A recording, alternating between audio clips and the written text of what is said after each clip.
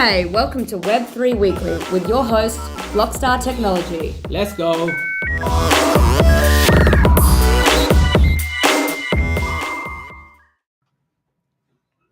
Hey everyone, it's Charlie and Maureen here today for our Blockstars Web3 Weekly podcast for episode 54, Maureen. That's right, Charlie. And today's episode is on the biggest misconceptions about crypto. One of Charlie's favorite topics, isn't it, Charlie?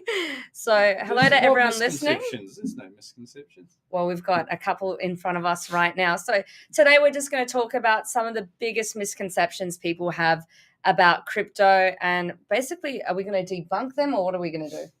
I don't know. We'll just run with it and All see right, how we'll it just goes. roll with the punches. So the first one. The questions yet, so. So these are questions we got from people online when we asked them, what are some of your biggest misconceptions that you'd like us to talk about on the show? So we got a couple here in front of us. We're going to run through them and we're going to talk about why these are actually misconceptions. So the first one is cryptocurrency is anonymous and untraceable. So let's get into it. Do you want to take this one or I take it or we'll just both talk about it? I'll take it. You asked the question, so I'll take so the you answer. always take the easy ones. Well, I guess some cryptos are untraceable. Like a lot of them aren't. A lot of them are public, such as Bitcoin, Ethereum. You can trace every transaction. You can look on places like the Bitcoin Explorer or Etherscan and search certain wallets and find out every transaction they've ever done. You don't know exactly who the person is. Yeah. Some exchanges do and law enforcements, but as a general person in the public, you just know that that's a wallet address, which a lot of people follow big wallets that maybe have been holding millions and millions of dollars of Bitcoin and Ethereum for many years. And suddenly in 5 years, they transfer a bunch to another wallet. And there's a bit of hype in the market on Twitter that now these wallets are transacting again. And what do they plan on doing with it? Are they trying to sell it? Are they moving it to exchanges? But then there's also privacy coins as well, such as Monero. So Monero is based on privacy, where you can't tell where it got sent to, how much got sent. They sort of mix it up within transactions. And then there's Zcash as well, which is another privacy coin. And that one is private, just like Monero, but exchanges have onboarded it, such as Coinbase, because you have a thing called I believe they have a master key where you can trace about 10 transactions down and know where it come from using that master key to unlock it. Yeah, so that's a great thing. So what I was going to add to that, all that really valuable information from Charlie, is that when it comes to blockchain, there are different types of blockchains. So you can get private, permissioned, permissionless, all those types of. We're talking about cryptocurrency here, Maureen. Which is what they're built on, Charlie. Yeah. But what you'll find is because of AML laws and counterterrorism laws, a lot of countries have regulations against the use of privacy coins. So what you'll find is privacy coins such as Monero, you can't actually buy it from an exchange. For example, from Australia, like if you went on to why are you giving me that look? If you went on to Binance or something and tried to get Monero, you wouldn't be able to. They don't list it because it's too much uncertainty for them. Basically because of the regulations. Yep. But so to answer that question, cryptocurrency is anonymous and untraceable. No, not all of them. The majority of them are actually traceable in terms of being anonymous. The pseudonymous. Is that how you say that? Pseudonymous. Say it again. Anyway, you know what we're trying to say. But and in fact, on that note, we know how traceable they are because some of you might know Blockstars actually offers forensic investigation. So one of our roles here is when we have matters that come to us where people have been scammed or lost crypto or gone into liquidation, or people have attempted to hide money, or someone is breaking up with their partner and they knew they had crypto. One of the things we do here is actually trace track and trace those cryptos.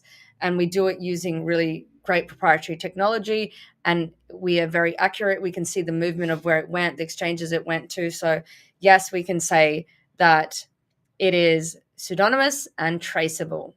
What do you reckon? Yeah. And there's so many different blockchains out there, so many different cryptocurrencies. It's just doing a bit of research on those certain ones. Those are the major ones we touch base on today. Yeah. And then for our next topic, for compliments of Nathan, question. Our best listener. Cryptocurrency is only used for illicit activities. Is that for real? Okay. I think that is a great one to follow up the first question, because there was that misconception that people used crypto for illicit activities because it was anonymous. But as we've just, in the last question, proven that, there's ways to trace it, and given technology of like being able to know people's IP addresses and other ways that you can narrow it down, it's pseudonymous. Why do I say that wrong?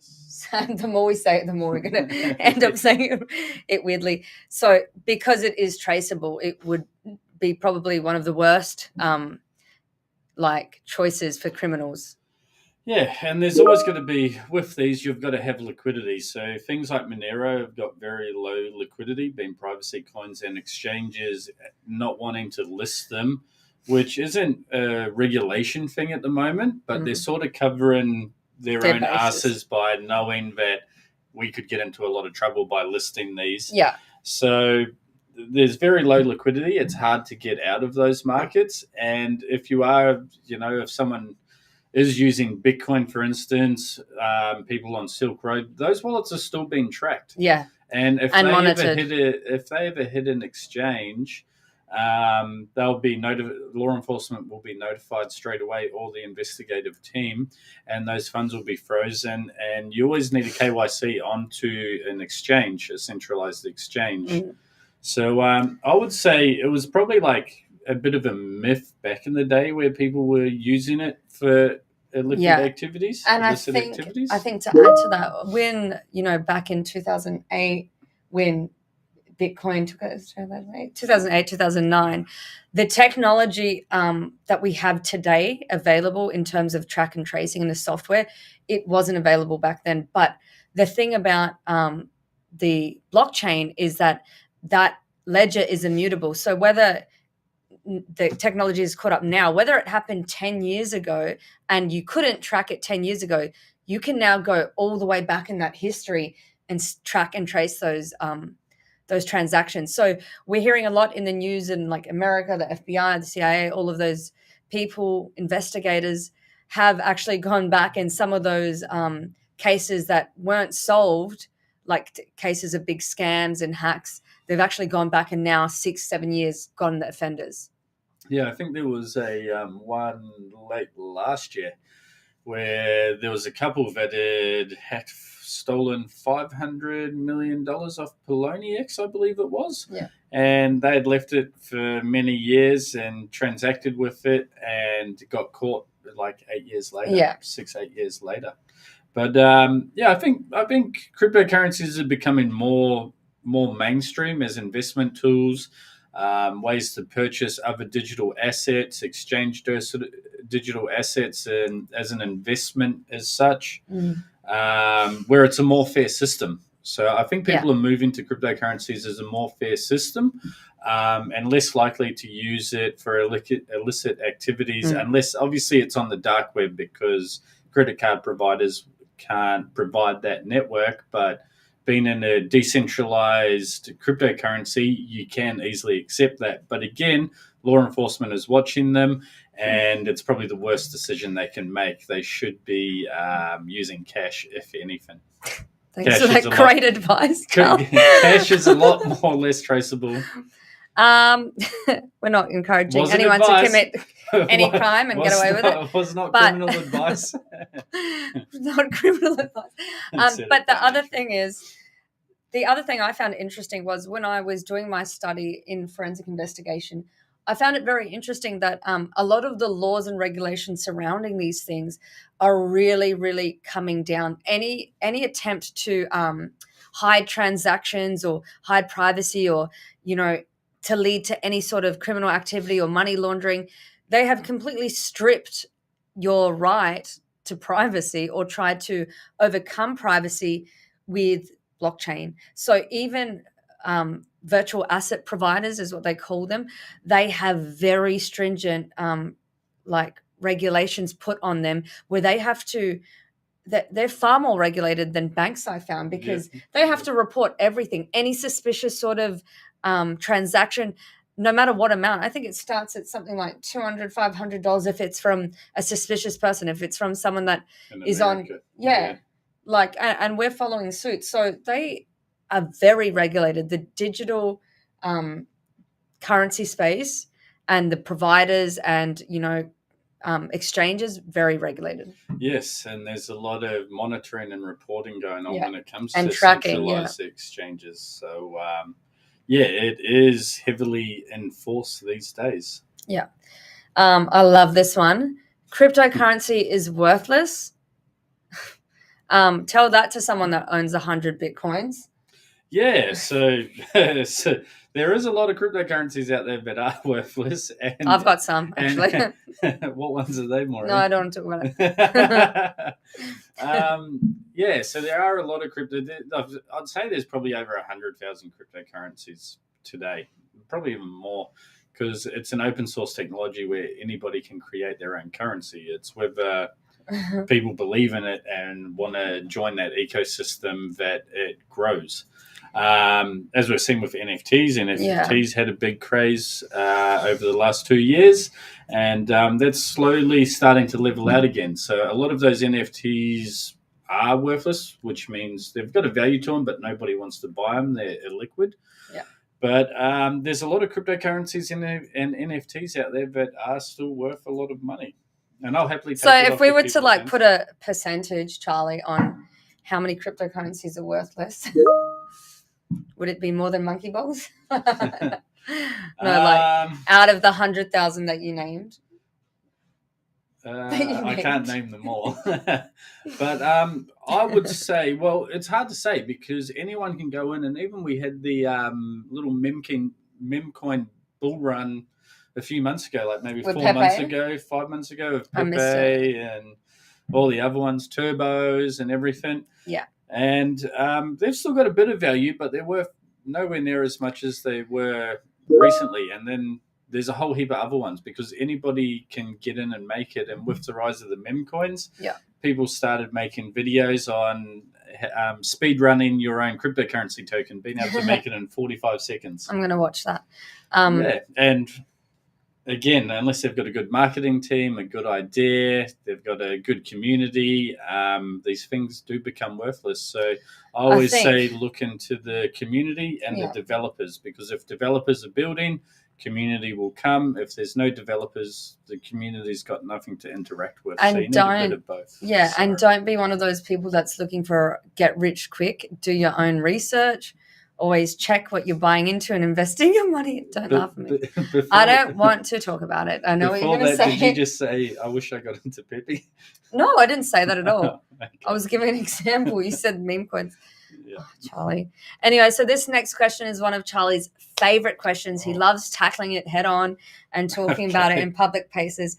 Cryptocurrency is bad for the environment. Is that true? I would say it's changing. Everyone talks about the cryptocurrency power consumption. No one ever talks about how much power gets spent on running banks around the world.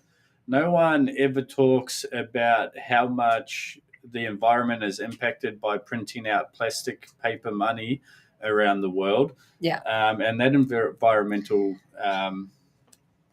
impact. That's the word. Thank you, Maureen. Don't worry. And also, we look at electric cars, for instance. Here we go. Everyone says, electric cars are great, but we never talk about the lithium mining side of electric cars and the batteries that power them. So if I was to put Bitcoin versus the banking system versus electric cars, I would put Bitcoin on the lower scale, especially recently we've turned a lot more greener. The miners are actually turning more greener because El Salvador, which has got cryptocurrency as legal tender, they're now creating volcanic mining. Yeah.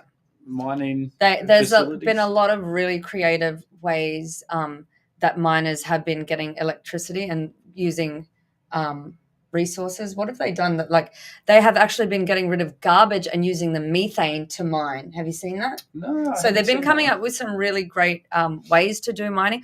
And the other thing to remember is that when we talk about that, it would probably be referring to the proof of work consensus mechanism, which takes a lot of computation power. But when you're looking at things like security, but when you look at things like Ethereum, that's based on a proof of stake so model. That doesn't need to take as much power. Is that right, Charlie? You're using, instead of using heavy graphic cards, such as AI at the moment, which no one's saying AI is a big power consumption. Wow, I didn't know that. Tell us more about that. The AI, you've got to chain it off GPUs and run big computer systems. I forget to train the Teslas, the vision sensors. It's crazy. I'd have to Google it. I haven't looked at it in a lot of time. More than Bitcoin? Not more in Bitcoin on the global scale, but it used a hell of a lot of computer power. And they add up, don't they? Yeah. The graphic cards they used were massive. But again, no one's talking about that. It seems to just be getting attacked at Bitcoin at this stage. But just to touch base on what we were saying before and regarding this, is also people have been actually buying excess power from like hydro dams. So excess power actually costs power plants money.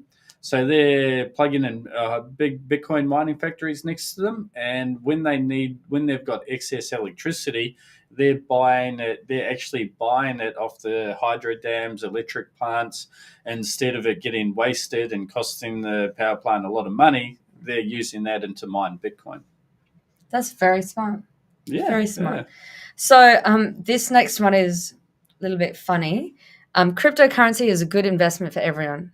How's that a misconception? All right. Obviously, it's a speculative asset, and cryptocurrency, you can't really say the word cryptocurrency as a blanket that covers them all. There's been a lot of bad investments in the crypto world. I should know because I've made a few of them.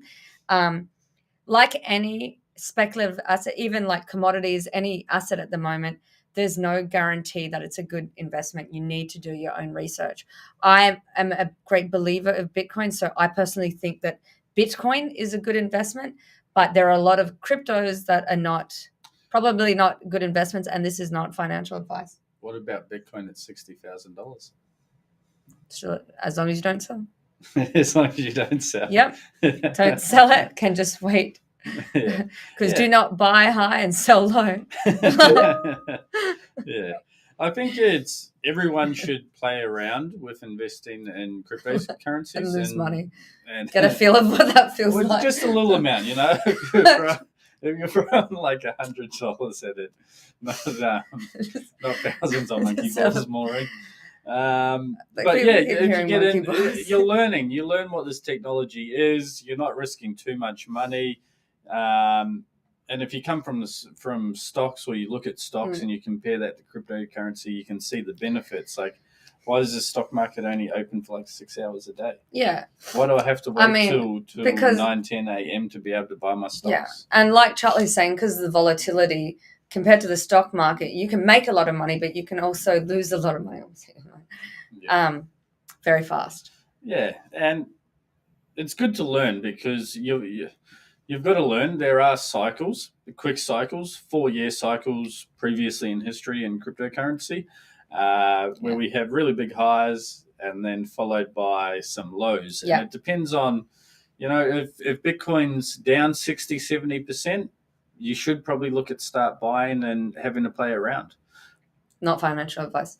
But not financial advice. And the other thing is, during the bear market, what you'll see is some of those projects and cryptocurrencies that were doing really well in a bull market, because it's easy to do well when the whole market's up.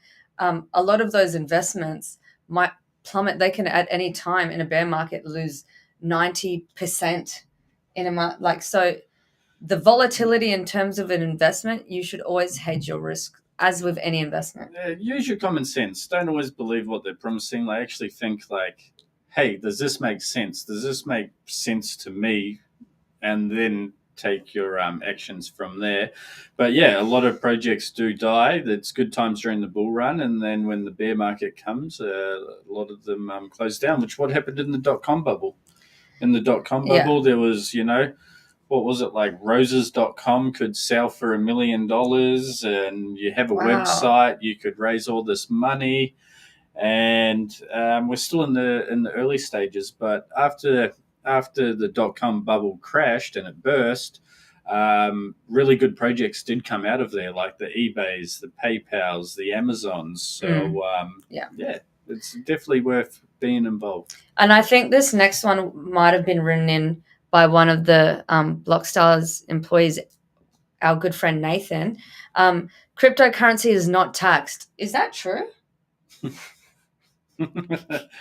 Oh, it is taxed. It is taxed like a mother effer. They if you purchase a cryptocurrency, so a lot of people should be aware of this.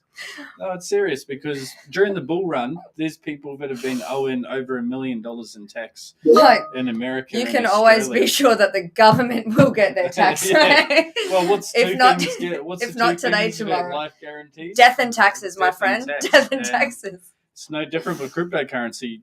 Years and years ago, they didn't worry about it. Once the governments realized there was value, they were like, hey, give me some. And half the time they double tax you. Like, every event is a taxable event. That's what you I was swap about your to money, say. you buy. So we have so many more. Yeah, so reasons during to a bull run, you buy $100 of Bitcoin, that doubles, and then you're like, hey, this new shiny coin, I'm going to take my $200 and put it in there. You've now got to pay 30% capital gains tax. 50%. 50%. 50% within 12 months. And, not financial advice, months, not tax advice. But that's correct. Yeah, you've got to pay 50%, as Maureen said, capital gains tax on that $100 profit, and then you do that and you make money on that shiny new coin, and you go to another one, and you go to another one, and another one, and you're making a lot of money at the time when you don't account tax in. The tradie mates out there, yep. And then when the bear market comes and these prices start to retract, or some coins just don't work out, you can owe a lot of money in tax. And I've seen a lot of stories of it, because each transaction is a taxable event. That's right. Every time you swap a Every coin. time you're swapping. Yeah. But people should definitely be aware of that. So we'll write a letter for Nathan to that. So the next question is, the next misconception, I think you touched on it quite well. Cryptocurrency is a bubble. It's a bubble that keeps on bubbling. Charlie's got all the sayings today. A bubble that keeps on bubbling. So obviously, with it could have started off, I wouldn't call it a bubble, but because it was very speculative, and the industry, the market itself used to be very the wild, wild west. There was no regulations. It was every man for himself, and a lot of people made a lot of money really quickly at the beginning of this. Like, look at the returns that we were once seeing with Bitcoin, like thousands returns, right? Pizza turning into billions of dollars. Yeah. But I think it's for the bubble. I think it's a little bit different, because we started out like Bitcoin, when it started out, no liquidity. It didn't even have a price. Someone had to offer their 10,000 Bitcoins for a pizza, which was the very first transaction of Bitcoin in the world, we believe, that we know of. And from there, it's gained traction. People see number go up, people making millions of dollars, and it's very easy for people to get involved. Yes. It's hard to understand, but it's easy to get involved if you were to go to sign up to an exchange, for instance. And I think, we're not going to see those kinds of returns on things like Bitcoin again, because of how big the market cap is now. You're not going to see 100-time I don't know. We still haven't got institutional investors in. You're not going to see it times 100. You work out all the hedge funds out there. Kathy Woods reckons our COO of Blockstars is yelling out to the moon right now. So shout out to Cozzy. To the moon as always. Obviously, they're both moon boys. So what were you saying? Institutional money. We still haven't seen that. I forget the number, but there's trillions of dollars tied up in hedge funds, investment firms that are just waiting for regulation to catch up, and then being able to put a percentage within their investment books. Okay. Thanks, Charlie, for that. For that beautiful, not financial advice. How many times are we going to say that? I know. I feel like you need to sign with it on you for this episode. Hey, there's some good t-shirts. CryptoCon is coming up. Are you going to wear that shirt? Financial advice. You print one. Oh, done. So the next one, cryptocurrency is not real money. I love these misconceptions. Take it away. Okay, thank you for that. I would say to this question from one of our viewers is, what's real money? Like, honestly, no, like if you've seen in countries with high inflation around the world, but if we all didn't believe in the Australian dollar tomorrow, if we all went, the Australian dollar, too much inflation, it's not worth anything, what would it be worth? Yeah, that's right. So I guess what it's saying is, its value and its ability to trade with. Money has tangible value or intangible value. It has ability to, trade with. Well, if you look through history, like people have traded seashells as currency. The barter system? Currency. Well, not really, because barter is like, aren't we bartering? I give you a cow, you give me 2 goats. So they just gave them seashells? Yeah, seashells were a currency. They had another ancient civilization, but had these massive rocks. They were huge, like these big rocks with holes in them, these round ones. Yeah. And don't know what they were worth, but they're pretty hard to transport around. Then we've had, we had gold. Gold is that is still big, but it was a currency, and now we've shifted from gold into this bit of plastic that we all believe in. Fiat, yeah. Yeah, so what's that bit of plastic if it doesn't have those drawings and serial numbers on Well, them? If you don't like them, give them to me. I don't have any. It's all on Bitcoin. So the next one is cryptocurrency is all about Bitcoin. I think we all know that just because Bitcoin is the king of cryptos and everything else is an altcoin, that it's not all about Bitcoin. In fact, there are some really popular alternative coins, which is what altcoin means. Altcoins, yeah. So Ethereum, Ripple, what are you looking at? Pumping balls? No, I wasn't. You keep going. To name a few. What would you like to say about that? Cryptocurrency, crypto is all about Bitcoin. No. Bitcoin is as you said, the king. Yeah. It was the first one. It was designed in a very nice way at a very nice time economically. But then you've got the birth of like Ethereum, where you can build on top of. So it can be used as a currency. It can be used as a network system. Yeah. It has good security. And then we've got things like Chainlink, where Chainlink creates Oracle nodes where you can now bring in Web2 off-chain data into the blockchain and validate that as well through the 21 node system. So there is a lot of interesting currencies out there, cryptocurrencies out there, which we call them cryptocurrencies, but they could be called something better, like maybe network coins. I don't know, something. Write to Oxford and let them know.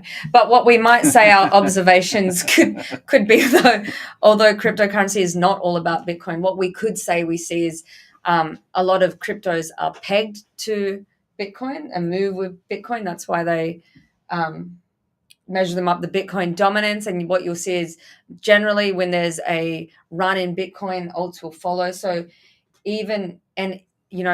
back a few years ago, and this might not be correct anymore. Like even if you had a really good project, a really good cryptocurrency, and it had the great roadmap, all of that stuff, white paper, if the market, like if Bitcoin crashed and the market crashed, all of them would just follow. So I guess they weren't really based on their own merits. It still went up and down with Bitcoin. Yes. Yeah. So Bitcoin. That was my observation. Yeah. Charlie's a professional.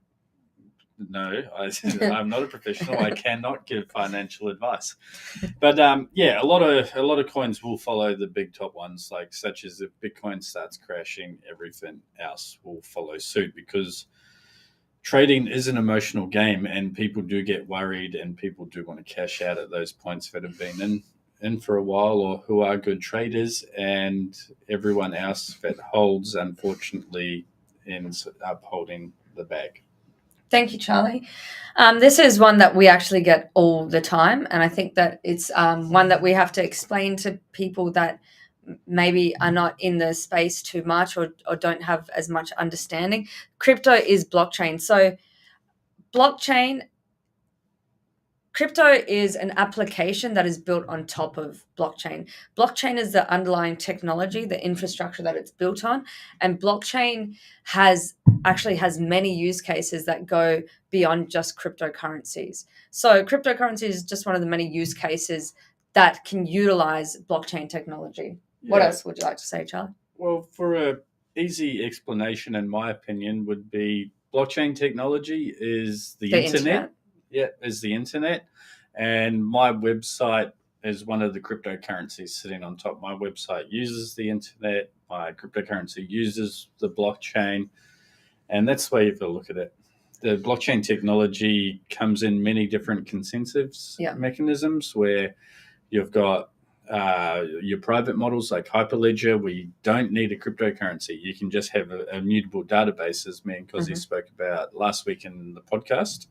Then you've got semi-public private, which is, again, more of a business case, where you can have a supply chain running on it, but you don't want them to know all your suppliers, but you do want them to know some points where the food's coming from, for instance, or whatever material's coming from.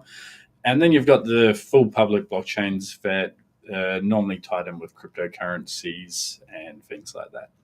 Okay. We just have another question in the chat that's popped up.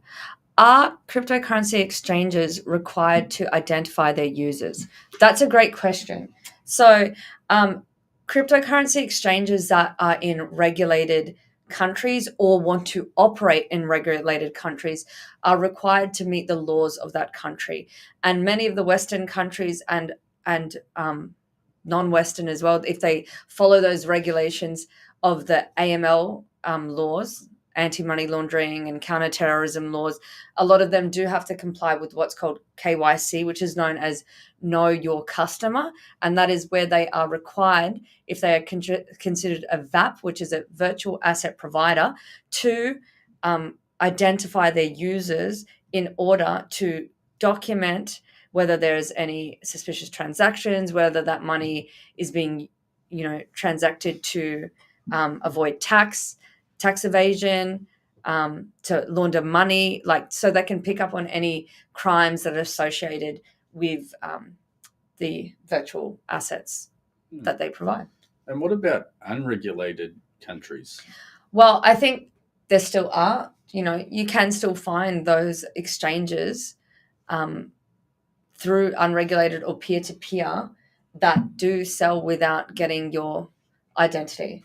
But in Australia, unless, I'm not going to tell you how you would go about it because that's not appropriate, but Australia is a regulated country. Any exchange that operates in Australia is required to obtain KYC information. Yep. What are the laws around it if an exchange won't adhere to KYC? Well, I think they'd be in big trouble, but I'll let the lawyer explain that. They would be in big trouble. They'd get breached, they'd get fined, they'd get shut down. So there's so many different laws. Again, each country has its own laws, but they would not be allowed to operate. They'd be shut down. They'd fines. The fines are quite big, especially before a lot of these regulations came in. You saw a lot of exchanges, even if they did have KYC, even like in the Ripple case, they had showed that they had substantial fines because they failed to even report transactions that were 20,000 or 30,000 that were suspicious of a suspicious nature because of the people that purchase them. So it's actually a very stringent guideline. And as we spoke about earlier, virtual asset providers and exchanges are actually held to quite a high standard when it comes to these reporting laws and tracking laws and transaction monitoring. Cool. So here's a good, what does that say? Cryptocurrency is not subject to bankruptcy law. So if I go, no, that's not. If I go bankrupt, do I get to keep all my Bitcoin? No, that's. We wish, because that's company. A good way out of being bankrupt. No, again, that's another one of those things like we discussed earlier. Part of our role as forensic investigators, sometimes we have issues where someone may have tried to hide their money in cryptocurrency, thinking that it would not be trackable, or they could go unnoticed and hide their wealth. But fortunately, we can, if you know about those assets, they can be tracked and traced, and because it is an asset, they would be subject to bankruptcy laws. Okay. It's very guideline. Yep. No, that makes sense, and I guess people should realize that even if it is cryptocurrency, and you'll be able to explain this a lot better than me, Maureen, is it's decentralized. It is the Wild West. It is coming more around, but the laws are still the laws, and these new technologies fit within those laws. Yeah, and I think, like we said earlier, like regulations have really caught up. Like it's not the same as it was 10 years ago when you were in this space. They may have been slow, but the laws have caught up and they have really come down on people, and they will backdate it. You know what it's like when you have an outstanding tax debt. If they know you owe money, they will backdate it and they'll still come for you. Like it's very hard to avoid these things, and they continue to make new regulations, make new laws to ensure that you don't use this technology to avoid your obligations. Yeah, I seen a case recently. Where was it? I think it was Turkey. And there's a guy that had stolen. He had his own crypto exchange, because if you don't actually own your cryptocurrency when you're on a centralized exchange, it's only when you're in your own self-custodial wallet you do. And he'd stolen, off the top of my head, I think it was like $2 billion. Wow. From his users. And Turkey just sentenced him to like 1,028 years imprisonment. Wow, that's going to be hard for him to serve. 1,028 years imprisonment? Yeah, it was something crazy like that. It was something crazy. I was like, I don't know how long they think he's going to live. That's crazy. But yeah, that is crazy. Yeah. So he stole $2 billion. Is there more to this story? Did they get it back? We need to know. I don't know. I didn't go into depth. So apart from him being in jail for 1,000 years. Yeah, it sort of left it there. I don't know how much they got back or what the process was. If anyone's listening and knows how this story ends, please let Charlie know. No, I can find out. Just let Maureen know. Another question's just come in. How do I store cryptocurrency? You just covered a little bit on this. There's a lot of different ways, and Charlie is so good at answering this. All the different types of wallets. No, Charlie, this is you. Yeah. Okay, so storing crypto. So normally people you'll buy your crypto, deposit funds into a crypto exchange, and then you buy your cryptocurrency there, and you could leave it sit there and easily trade multiple chains, multiple tokens that are listed within that exchange. Yeah. Then from there, the beauty about cryptocurrency and the exchanges, you can't do this on a lot of them, like the main stock trading ones. They only let you buy a contract. But if you actually buy in the cryptocurrency on a proper cryptocurrency exchange, you can withdraw that out into your own self-custodial wallet, which is using a private key. And self-custodial wallets such as Trust Wallet, MetaMask, and there's numerous different ones for different cryptocurrencies, such as Bitcoin. Trust Wallet's pretty good. Yep. It's multi-coin, so you can have your Bitcoin, your Ethereum. You can hold a whole heap of assets without needing multiple different wallets. But the beauty that's come out in the last maybe year or so with these self-custodial wallets is you can top up your account with credit card using things like MoonPay and WirePay, which you were never able to do years ago. Yeah. And with that, you can exchange your money for straight cryptocurrency, and it be in a self-custodial wallet where you own it. No one can steal it. You don't need to worry about the guy in Turkey that was running his exchange if it stole everyone's money. Yeah.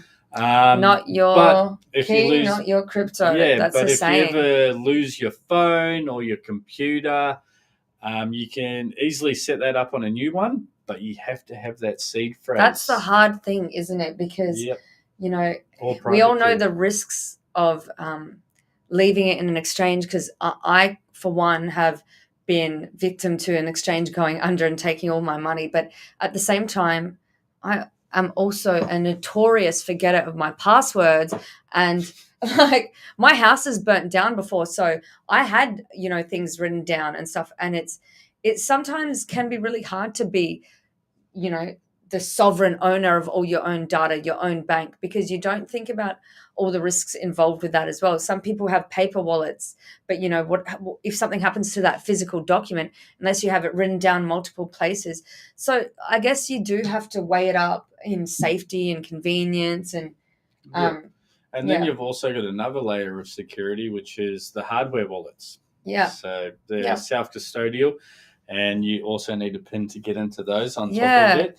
But you need the actual physical device, and you need to plug that into your computer and be able to transact and sign your transaction on the device as well. And they can be corrupt, can't they? They can get viruses, all sorts of things. Always purchased them. A few years ago, there was people giving them out, selling them on eBay, and they were full of malware and stealing everyone's cryptocurrency. So you always want to buy from the direct company themselves. It's so stressful. There's so many things to know.